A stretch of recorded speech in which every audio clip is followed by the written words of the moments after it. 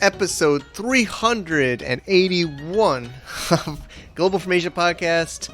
Today we are talking about shopping cart optimization with category pages. It's a fun one, and we are going to go in right now.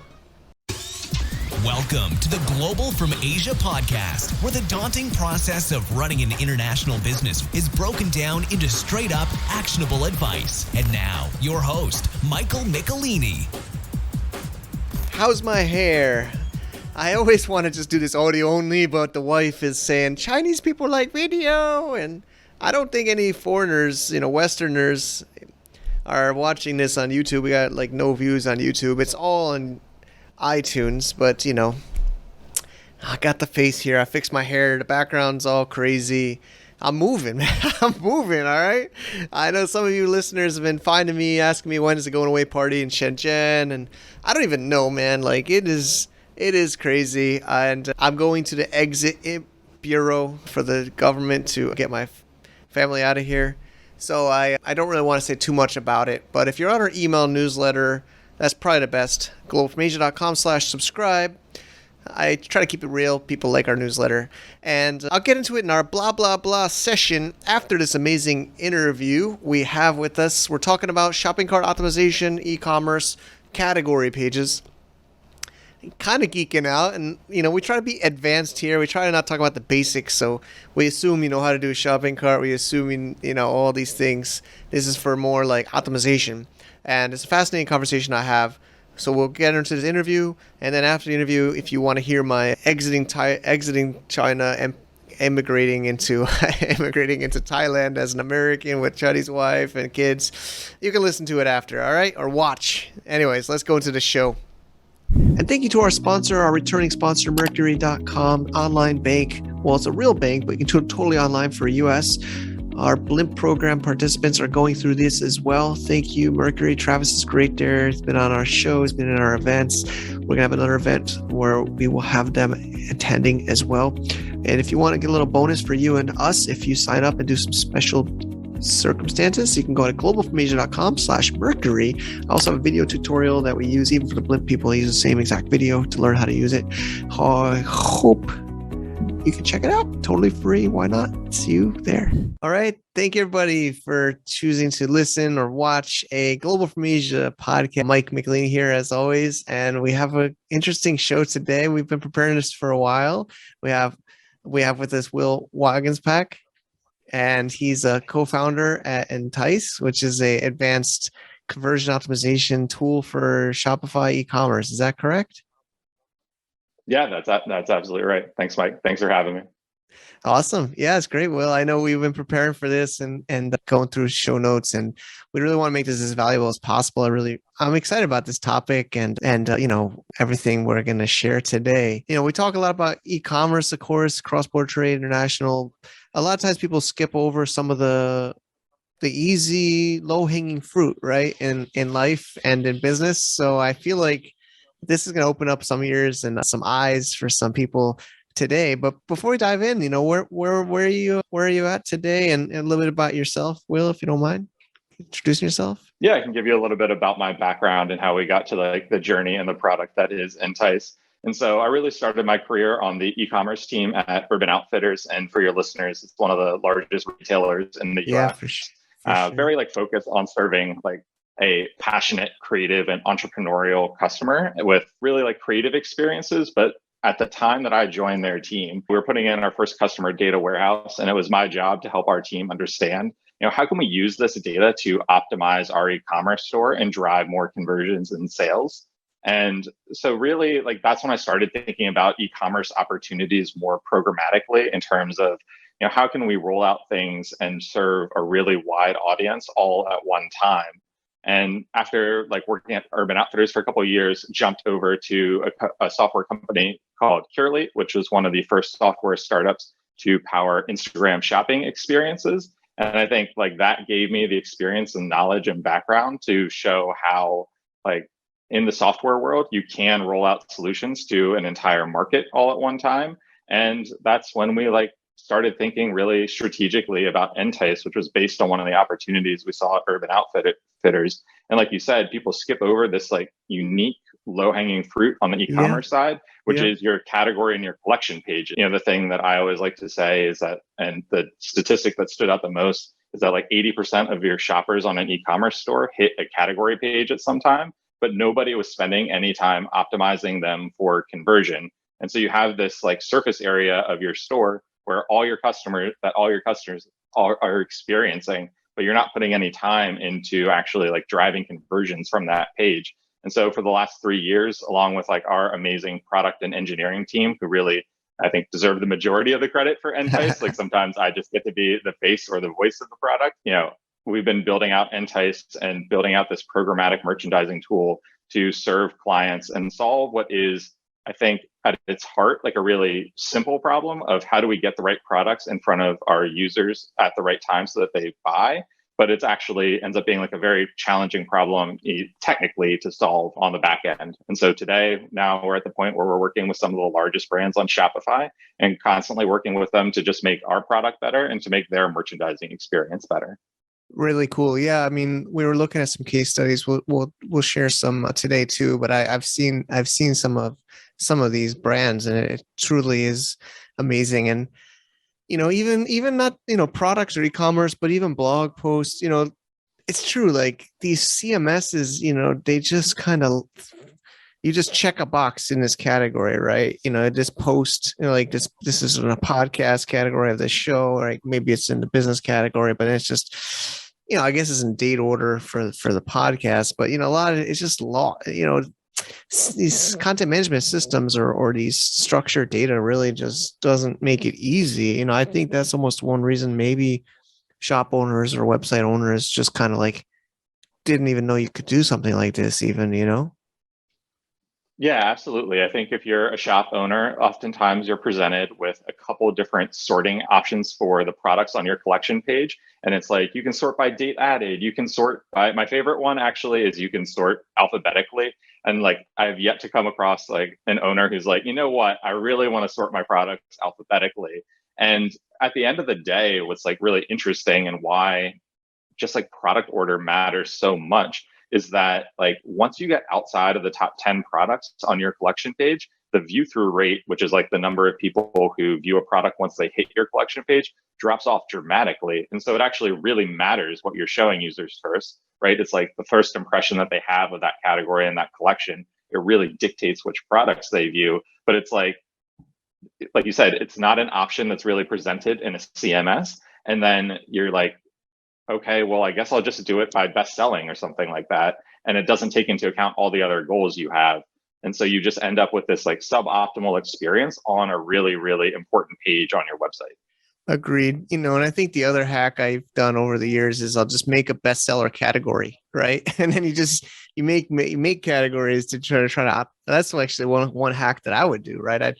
I would know they wouldn't go into maybe that, or I couldn't find my best product, so I'd make a best product category just so people could find those. But then that's not so helpful either, because obviously they might be looking by a specific type of product. So yeah, it makes sense about what your software is working on to basically increase and optimize it, because I don't know if you have some points, or I think it's kind of obvious, right? Like if I look at my analytics, usually most of my stores or websites is categories, like even podcasts, right? People click, they want to see the list of products or the list of content, right? Like that's your store, right? So is there some data or some insights you want to share about why these matter?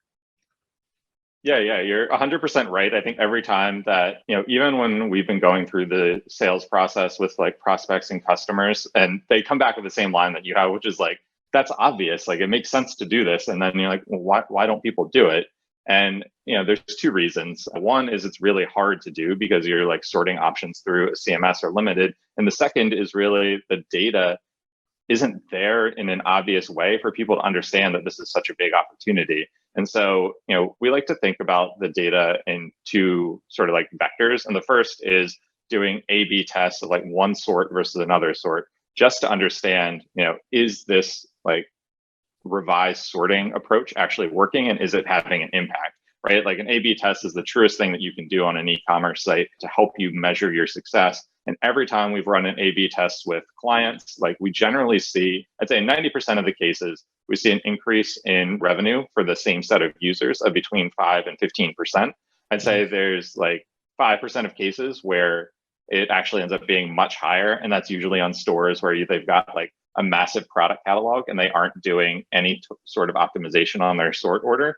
And then there's always a couple where it doesn't actually pan out. And those stores tend to be the ones where, if you only have 8 products in a collection, it's not as relevant, as you sort them. But anytime you have more than 1 or 2 pages of products, it really ends up having a dramatic impact on what customers see and buy.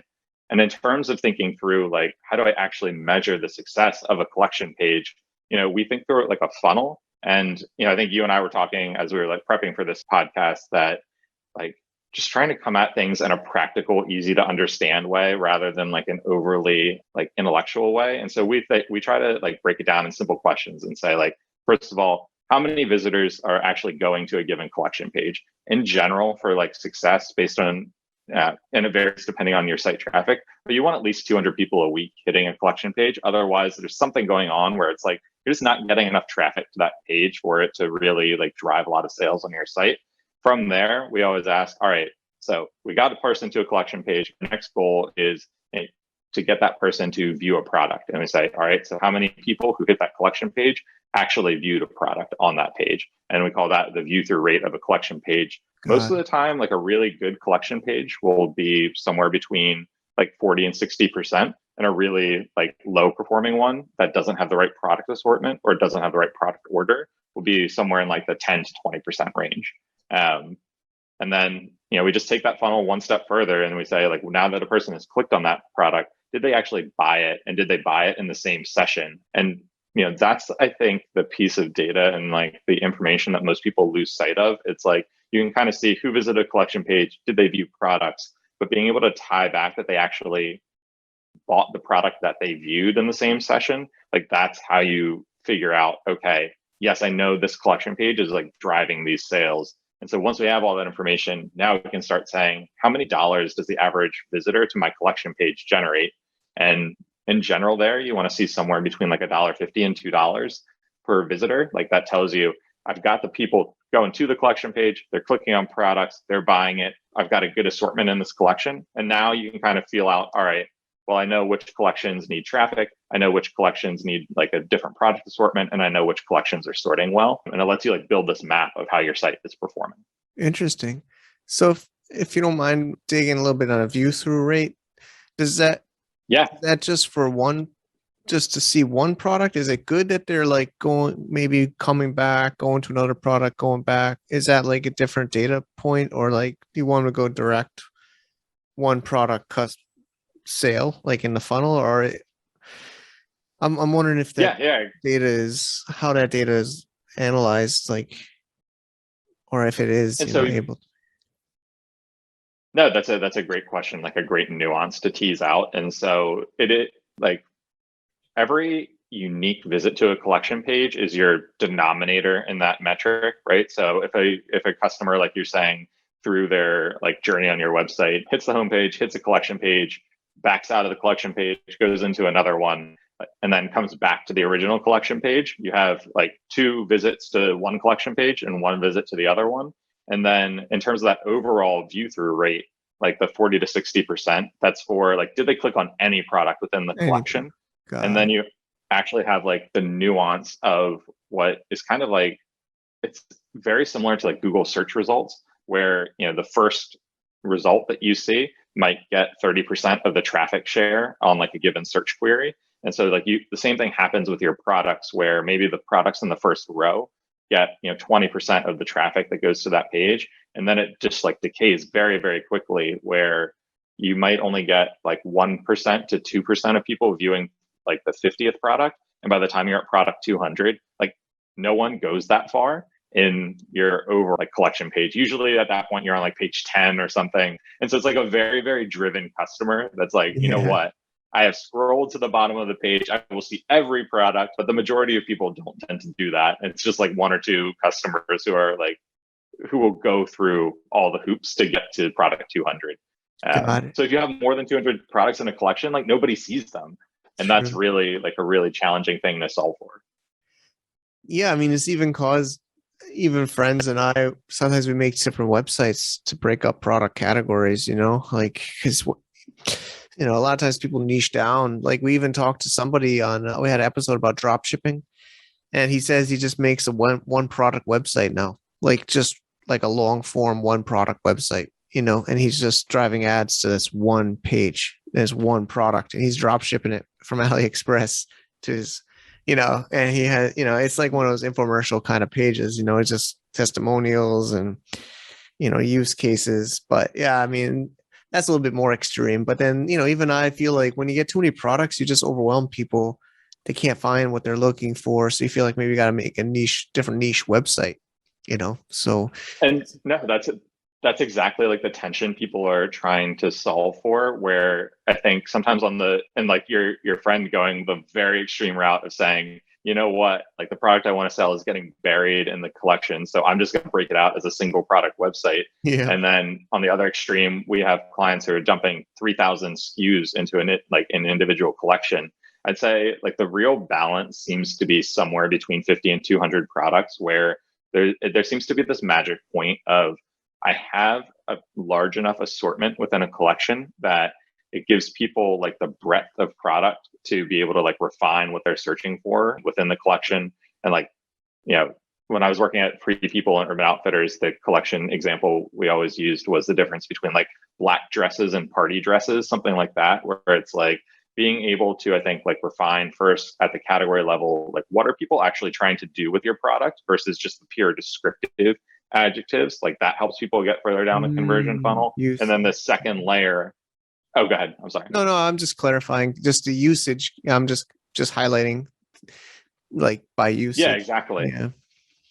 Like, what are they trying to execute, and like what's the value that they're getting out of your product? And then you get this like next layer of, and like that helps you refine the assortment down to like maybe 50 or 70 products from your like 200 or 100. And then once everything's on one or two pages, you start solving that problem of customers getting lost and not being able to like understand where they are on your site, or they might have seen something interesting and they can't get back to it. And so, yeah, it's like, it's always trying to achieve that balance of like, you've got to show people enough things to make sure that like everybody's got something they want to buy, but not overwhelm them with just like an assortment they can never understand.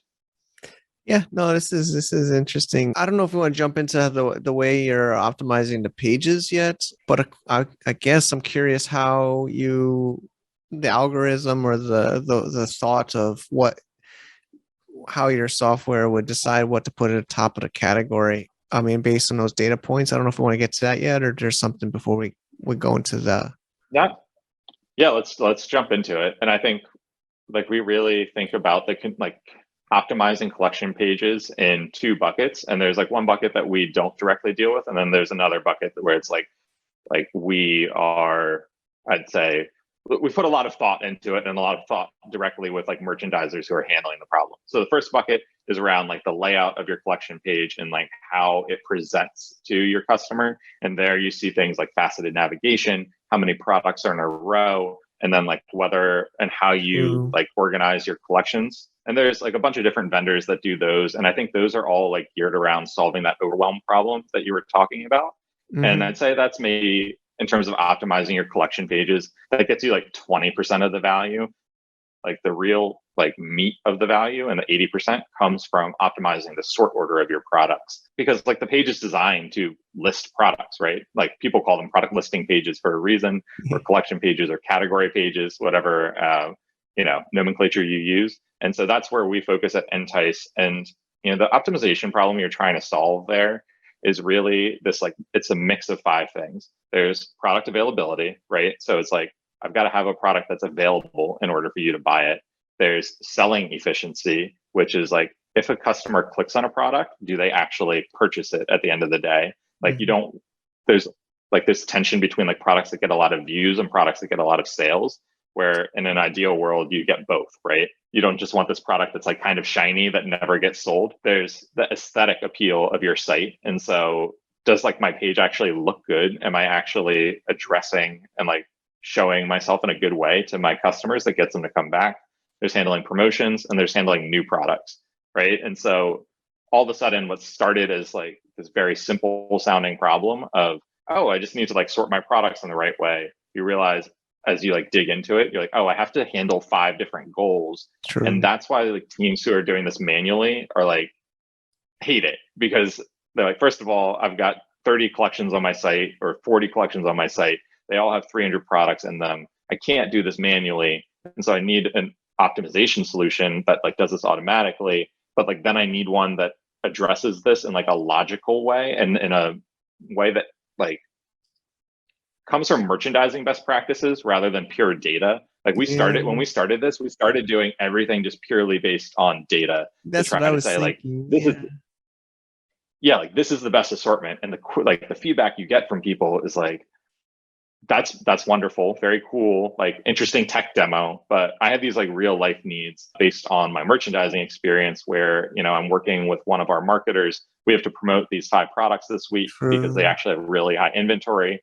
And so like, how do we handle that? And basically, as we work with merchandisers, we develop this like multi-step process that really mimics like a natural merchandising process and then allows like for this beautiful combination of the data with the flexibility to address like your business needs. And so you start out by just saying, hey, is this product in stock or out of stock? Right? It's like a very simple like initial cut because people can't buy what's not in stock. It's not the most genius approach, but it's hard to get all your out of stock products to the bottom of a page. It can be hard to read the right inventory data. So starting out like, and for your listeners, even outside of our product, if you're just thinking through like how do you merchandise a collection page, I think pushing those out of stock products to the bottom of the collection where they're still active in your site, so you still get the SEO traffic from it, but people can't actually buy them. And then like the next pass that we do is looking at the selling efficiency of products. And so we try to bucket them so that all of your hero products that drive the majority of sales end up towards the top of the page. And then you get like, so we would bucket groups of like 24 products that are the top 24 products that sell. And then we re-rank them in terms of selling efficiency. So you're trying to get at both like what sells really well whenever it gets viewed and what drives the majority of my sales in the collection. You don't want to get the products that drive all the sales on your site like out of people's site. That's something that would happen at Urban Outfitters a lot when we switched merchandise every season. We would see this like dip in sales because we'd push a whole bunch of new product to the top of the collection. We'd push all the best-selling products like down to page 3 or 4, and we'd have to have this meeting afterwards, and everybody would be like, "What happened on our site? Like the conversion rate went down." And it was really just like the site was the exact same, right? The layout hadn't changed. We hadn't updated. We hadn't put any new like imagery on the homepage or anything. It was just we resorted the products, and that was a big enough change that like you could see it immediately in your analytics, and like we'd have to have an internal conversation about what was happening. So resorting based on selling efficiency, and then we go into these like promotions and newness where like people need the ability to manually pin products because sometimes they're just products where it's like you can't identify them programmatically. Like you just have to put them at the top of your collection for a certain period. And the same thing on newness, which is when you get a new product, you want to make sure you get it the exposure and not bury it right away because it's got 0 sales. But you probably only want it up there for like a week or 2, and then you want to like move it out and like keep the assortment looking fresh. And so being able to like get these new and promoted products up to the top of the collection. And the final thing that we like optimize for is the aesthetic appeal of the site. And there it's all about like product grouping. So like how do you put products next to one another that look really good together, either based on like brand, vendor, color, or product type. And so that's a little bit of a long-winded, explanation, but really, it comes down to are things in stock? What sells well? Can I get my promotions above the like optimized like database rankings? And then can I group things visually so that it appears great on my page? And when you combine all of that together, you end up with a really like high converting assortment that is in stock and also looks really great on your site. But it's like that's a hard effect to achieve without some sort of automation looking at this and updating everything for you, like based on your most recent like sales data. Yeah, I mean, this is a lot, and it's really, really insightful. I mean, and I just try to sometimes when I just make jokes, but I remember there was one seller. He a new drop shipper back in the day. There's some older stories, but he picked lingerie and he was a new seller, just made one of those like shops that sold lingerie. And he was complaining in a group because he said it's just views. It's like men like kind of like looking at all these pictures, but they're not buying. They're just browsing. I think even he or somebody was complaining about Google Images because it's just sending traffic for people to look at the pictures of the women in the lingerie, not customers. So I wonder if, obviously that's a bit of an extreme, but I wonder you're taking into account, like you mentioned, like the view through rate, but also like the conversion data in It's weighing. so Yeah, go ahead. Oh no, it's funny. It's funny you bring up that exact example because one of our like really early clients in the Entice experience is a lingerie store based in Australia, and I think has like a similar problem to what you're describing, where you see an extreme number of views on certain products, and I hadn't necessarily put together the narrative of why that is without any sales. And so as you look at this optimization problem that is like, how do we present the right set of products that get people to convert? When you have this segment of your customer base or maybe browser base that's really just browsing, it can really throw off your data. And that's why like having this filter of making sure you're getting the best selling products like somewhere close to like the first page is so important regardless of the number of views, because we do see like other platforms and other approaches to this type of problem optimizing for like what's getting viewed, but like what's getting viewed isn't always the truest signal. And so we worked exactly with him on this sort of problem of like, oh my gosh, some of these products get so many views but don't drive any sales on the site. And then the other like nuance of his experience in terms of the imagery was that for some of the products, and like depending on who the vendor was, people like sometimes just take the picture below the head, and sometimes they take the picture like including like the model's head. And so you'd have this like really jarring experience if you didn't group the products of like one model with a head followed by one without, followed by one with a head. And so we worked with him to like group everything by vendor so that you were getting like a consistent experience rather than like constantly decapitating Yeah. the next image in your assortment. And it's like things like that that you don't ever realize until you work on this problem and you're like, you know what, that is visually very, very jarring and a really weird experience to go through. So it's like you just I think so much of solving these problems is like dealing with the real life, like on the ground. What are people trying to accomplish? And then saying, all right, can we handle this in a programmatic way through software? And sometimes the answer is yes. And like whenever it is, we try to roll out a new feature. But when it's not, you try to give merchants the level of control they need to adjust and like get where they want to go. Yeah, I was kind of getting to that today. So you can manually override or optimize as the merchant in the back end.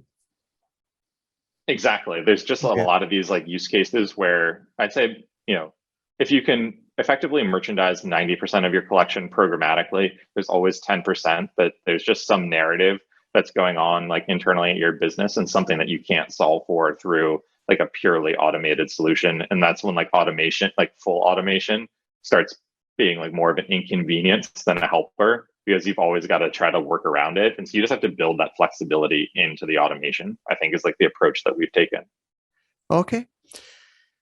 So, maybe this is again, I hope I'm not jumping too ahead, but it's built on Shopify, but I know when we were preparing for the show, we talked about headless. I love the headless movement where I know it's a little bit more advanced, and I have a feeling a lot of people might not know what I'm talking about. Sounds like we're talking about decapitated lingerie models, and now we're talking about headless websites. But the idea of Yeah, see the nice flow there. yeah, we did it on purpose. That was all planned. But so you could just pull from the API, the database of like your Shopify catalog, and then display that onto maybe a flat website, meaning like a non-database. I remember we were chatting about that in preparing for this. Maybe that's some more advanced feature. I don't know if we want to touch on it too much, but I like that discussion. No, I think it's a really important one to touch on. And I think when we were talking for this conversation, you were saying that you are a WooCommerce user, and I've used WooCommerce in the past. And anytime you're using like a full CMS, you know how painful it can be when you're like, you know what, I either want to re-platform or I want to be able to do something that this platform and it's embedded like apps and tools don't let me do. And so all of a sudden you've got to like rip and replace your entire site. And so you see all these customers moving to a headless approach. And then Shopify specifically is investing a lot in like headless architecture, where over the last year, they really like doubled down on headless, released their own framework for headless called Oxygen. And really for like you said, for the listeners who aren't familiar, the idea behind like headless commerce is to separate your backend infrastructure from your front end. And so you can build like the part that interacts with your customers, like however you want, and then just use something like Shopify on the back end.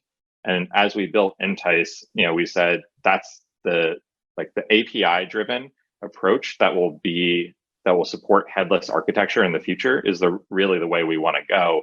Like we don't want to touch anything on the front end of your site.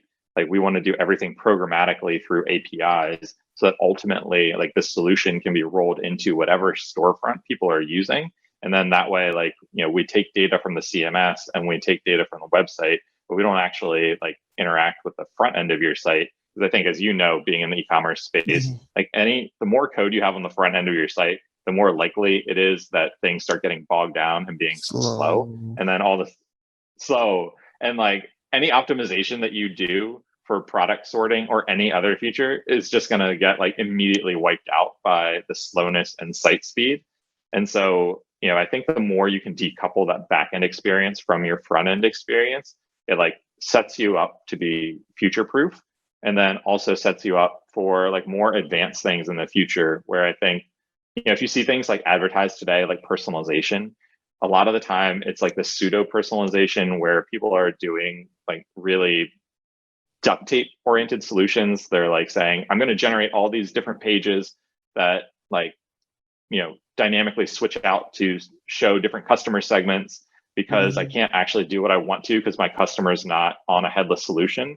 But ultimately, like once you've separated the front end and the back end architecture, then you can get in and start thinking about like true personalization solutions where it is like one-to-one based on the shopper. And you can start thinking about, okay, like how do I roll this out and like actually serve my clients, in this way? And so, yeah, I think like getting set up for the headless journey, I think was really important to us. And like the way you do that is by doing everything through the back end. So as clients like separate their front end and the back ends, you don't have like them woven together in a way that like breaks everything when they make that switch. Yeah, no, I'm really happy to hear that. And it's important. I think it's more and more important. People want to, like you said, customize, and then just to try to also, explain to people that might not understand. Like you said, there's the back end database and there's the front end, like what the user sees. And so we can just plug in and just pull this category of products, right? It's almost just like a line of code, right? And then it just pulls this data and it just displays it nice and fast on the website. It's really, really kind of amazing what we can do now. So the idea is, I have it on my list, and I think we discussed, we do talk a lot about Amazon here. And of course, there's definitely people that are on Shopify on web, but, I'm also more on Amazon than my website, which is kind of crazy because I used to always say I have websites. But for those that are only on Amazon right now, is there anything they can do with this? I mean, maybe we could still, pull into a website and sending it to Amazon directly. And then I don't know if you capture that data or not. I mean, my short question is there something we can do with Amazon sellers for this solution or work? Yeah, I think like there's two different places where it's applicable to anybody who's selling on Amazon today. The first is the ideas around collection merchandising and category merchandising are always applicable, and especially in the Amazon environment where like anybody who sells on Amazon, they're going to want to know like what's my product rank in like the collection that Amazon is putting together. And on Amazon, you don't have an optimization problem that's like you're trying to sort the best 40 products.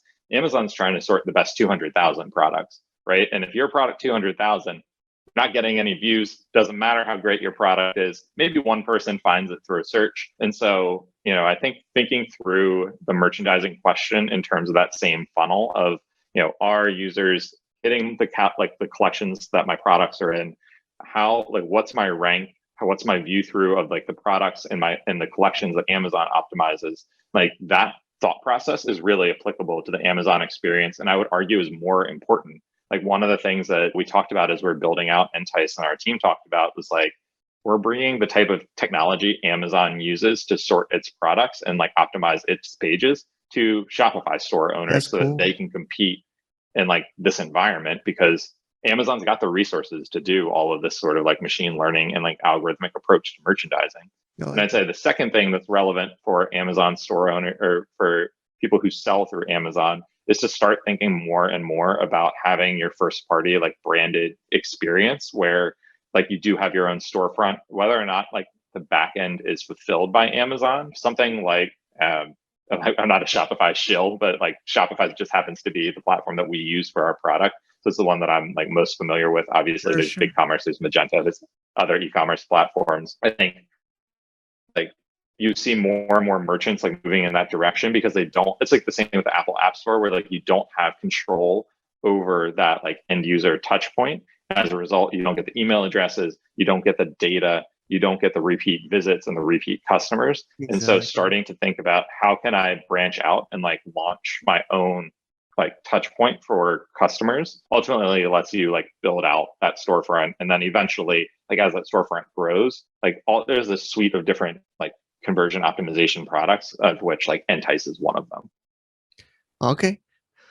That's great. You know, like Diane's the one who introduced us. Diane's great. She's come to some of our events in the community. And there was one event about top Amazon sellers 2017 in Shenzhen, China. And there's always this debate. Westerners like, you know, us, we always say, make a website, have your own channel. A lot of Chinese sellers, I think some are changing now, but they would say, don't waste of time, just drive all your energy directly to Amazon, use maybe attribution or use short links, you know, tracking links. Don't even bother with landing page. Really want to like, you know, say I told you so, because I always say make your own websites. But a lot of those same exact top sellers on stage had their accounts shut down in the last couple of years. So they don't have anything. Really?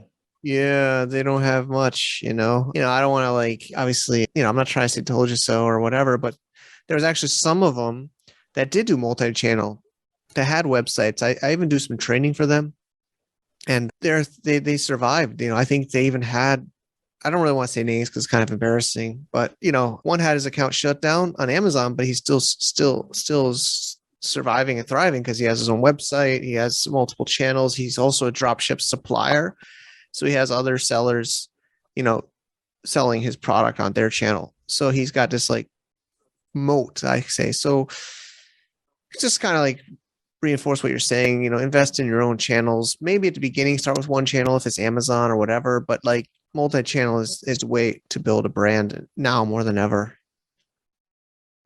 Yeah, and I think we've really built Entice like through merchant and through seller experience. And so, you know, to your audience who's saying things like, I generate the majority of my sales directly through Amazon, and like I think that's like a real and valid thing to say, like optimize there first. But there's also that element of, like you said, control. And if you're looking for something that ultimately supports you, supports your lifestyle, supports like your company, to like have that extra lever and like that layer of control over your own storefront is something that like over time, once you've like done the optimizations on Amazon, like you can get started and start building out your own storefront. And it's not going to be an overnight success, right? It doesn't have to be the immediate thrust of like what you're doing right away in the future. But ultimately, like that might be, to your point, what survives 5 years down the line. And You'll be very excited 5 years from now that, you know, you're in control of that touch point. I think you also get all those ancillary benefits, right? Of like, you have more information about your customers, what they're doing on your site. You know, it does let you accumulate like more data and insight that way. Like we built so much of our product through the data that our customers generate. And I think if we didn't have that lens into, you know, our SaaS product, we wouldn't be where we are today. So like just having that ability to like see what people are doing. It's great. Yeah, I mean, it's been a fascinating conversation, and I'm happy we did this. I think maybe let's move towards more about how does it work, or how can people find out more or of your solution? Yeah, no, same here, Mike. This was like a lot of fun to talk about. You know, it's like some of the topics in e-commerce that you can tell I'm just very interested in, and like outside of the software world, we came to this tool because of like insights we saw in data. But Entice is a Shopify app for anybody who is interested. It's available at apps.shopify.com/entice. You can also find more information on our website, which is entice.com, Entaice. We thought we were being clever, like adding in like the AI to the name. And that's how you can tell like we're not marketers. We're just like product people who wanted to build a great customer experience. We've gotten made fun of for that name a fair amount. And so at the end of the day, really like for anybody who's listening to this, like we're interested in making your merchandising successful and helping you sell more. And so like happy to work with everybody to do an extended trial of 2 months. We can help you guys set up an A/B test if you're on Shopify, so you can see like, does this sorting automation actually help my store sell more? And then we can discount the price 20% if you decide to move forward with us, where it's like, even if you don't, we'll help you try to like figure out what merchandising solution is right for you and like how can you think through the problem. Like for us, we're here to like help you solve that problem more than we are to sell software. And so just we would be really excited to meet anybody from this community and hear and learn from your experience. I think the best features that we've built have been the ones based on like real life things that customers are going through. Great. That's really awesome. So Entaice.com. So they would just let you know, or when they sign up, they would, because I see it goes to the Shopify App Store. So that's it's a one-click install. And you can get started with it in like under 10 minutes. It's really, really fast. It's simple to set up. Like we've tried to approach this as much as possible that like you should be able to self-serve and get started and going on your own. And then we're always here to support people as they have any questions. Great. It's really nice. Yeah, it's very fair pricing too. So definitely it's really, really cool idea. And I'm really excited to see it continue to grow. So thanks for coming on, Will. It's been a pleasure. Yeah, Mike, thanks for asking such great questions. Yeah. Great to see you. Cheers, Mike. Thank you. That was a fun one. I appreciate these amazing experienced people coming up into our show, hitting 400 episodes. Aubrey's on holiday or something, and it's just me, and I just want to kind of give you some updates. I think every time there's a transition in any of our lives, but man, it has been the craziest 2.5 years solid in mainland China. And I know a lot of people are begging to get back in here. I had an argument, honestly, with my good friend from college, Chinese-born American. He's trying to get back here. I'm trying to get out of here. Everybody wants to be somewhere else. There's a saying, right? The grass is always greener on the other side. So he's struggling to get back into China. I'm struggling to get out of China.